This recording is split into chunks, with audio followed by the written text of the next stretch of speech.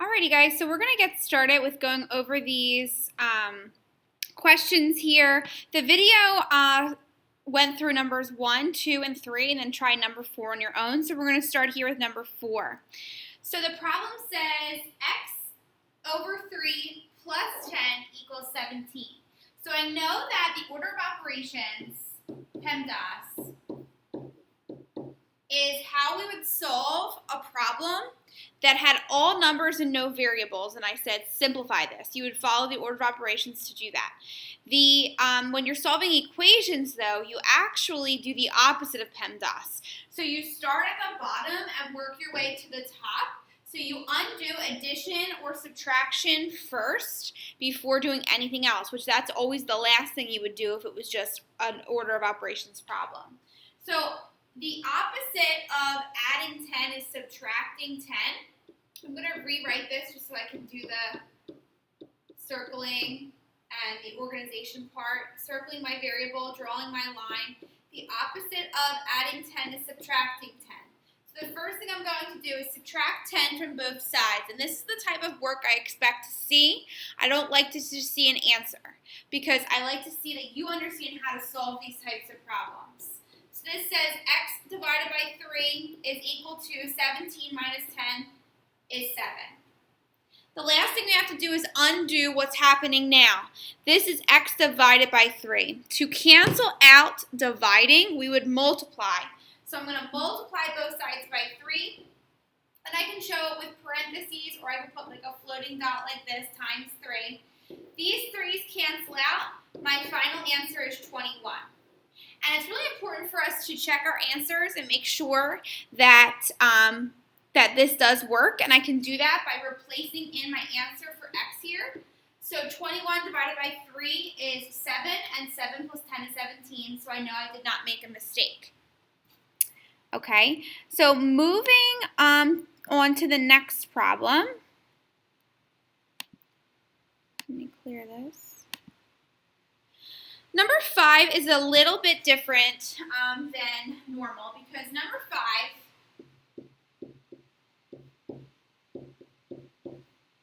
has k minus 9 all divided by 7. Right now that k minus 9 is just stuck in this fraction because it's being divided by 7. So what's interesting about this problem is when I go to solve this one, I want to get rid of that fraction first by multiplying by 7 so that I don't have any fraction left over. So this one I actually, instead of making it into k divided by 7 minus 9 divided by 7, I'm going to cancel out the divided by 7 by multiplying by 7. When I do that, I'm left with k minus 9 is equal to 10 times 7 is 70. Now I have the equation just k minus 9 equals 70, and to cancel out subtraction, I'm going to add, and I'm going to add 9, and I'm left with k is equal to 79. Now again, it is important for us to check to make sure this answer works. So what I can do is take 79 and put it back in for k and see if it actually does equal 10 when I solve it. Well, 79 minus 9 is 70, and 70 divided by 7 is 10, so I know that it works. And the last one on this page, number 6, says negative 12 equals 9x minus 6x plus 15. So the first thing I want to do here for this problem is make this a little bit more simple, because right now I have these two variables, 9x with a negative 6x or 9x minus 6x, and I know that these can be combined all to be just in one single number. So I'm going to do that rather than have it as two separate variables. So 9x minus 6x can be simplified to be 3x, which is a lot simpler than 9x minus 6x. All right. Now it's time to actually solve now that we combine those like terms. So I'm looking to solve for this variable x. Negative 12 is equal to 3 times what plus 15? Well, when I'm solving an equation, I'm basically trying to undo everything that's happening so I can get the variable by itself. So to do that, I'm going to subtract both sides by 15 first.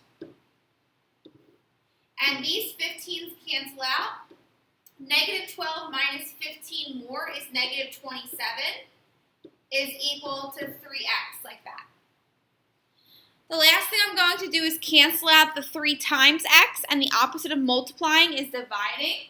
So I'm going to divide both sides by 3. And negative 27 divided by 3 is negative 9. So we get negative 9 is our answer.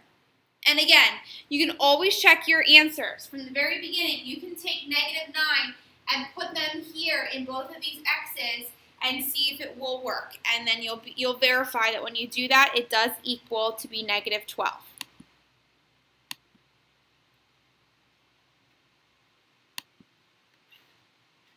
All right, we're going to do 2 more together, and then I'm going to have you guys try the rest of these. So in number 7 and number 8, we have problems that look a little bit similar in that they have parentheses. When I see parentheses, and in the parentheses, the numbers are not like terms, like in number 7, z plus 7 cannot be combined together because they are not like terms.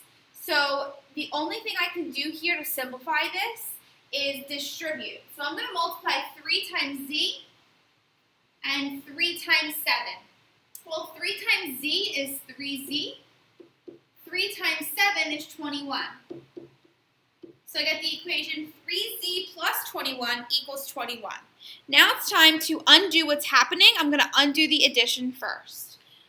The opposite of adding 21 is subtracting 21. So I would minus 21 here and here. And then what ends up happening is a little strange because 21 minus 21 is 0. And this solution can still happen. Sometimes this will happen in a problem. And it's still okay because when you divide by 3, you can take 0 and you can divide it by 3. Your answer is just going to be 0. So in this case, the answer would be 0, which would make sense because if we put 0 in for z up at the top and then solve it using the order of operations, 0 plus 7 is 7. 3 times 7 is 21. So we know that works. And then number 8, the last one, we are going to first distribute and multiply everything by 2. 2 times 1 is 2. 2 times x is 2x. These are going to be held together with a minus sign. And then plus 3 equals negative 8. So this equation says 2 minus 2x plus 3 equals negative 8. The first thing we're going to do is combine like terms. In this case, on the left-hand side of the equal sign, I have 2 constant numbers that can be combined together. I have a 2 and I have a 3. Both of them are positive. So when I combine these things together, 2 plus 3 can be combined together as 5. So I have 5 minus 2x equals a negative 8. Now it's time to start solving. So to solve, the first thing I'm going to do is subtract both sides by 5. Now the reason why I subtracted by 5 is because that is a positive 5 right here. This 5 right here is a positive. This minus sign is attached to this number here. So that minus sign has nothing to do with the 5. The 5 is a positive, so the only way to cancel out a positive 5 is by subtracting by 5. Then I'm left with negative 2x because that minus sign is attached to the 2x. It makes it a negative 2x. And then this is going to be negative 13. And the last thing I would do is cancel out the multiplication. And the opposite of multiplying is dividing. I divide by the exact number that is in front of the variable. That exact number is a negative 2. Right. When I divide both sides by negative 2, negative 13 divided by negative 2 would be a positive 6.5. And you can write it like 6.5 or 6.5, or you can just leave it as 13 over 2. That's fine as well. So what I want you guys to do now is try the rest of this page. So the rest of the page, we've got, is it 4 problems? Let me see. Now that we did these together, I want you guys to try the next 6 problems. We'll see how far we get till the end of the period, and then we'll go over the answers at that point once we get closer. So go ahead and work on this. And in like maybe 10 minutes or so, I'm going to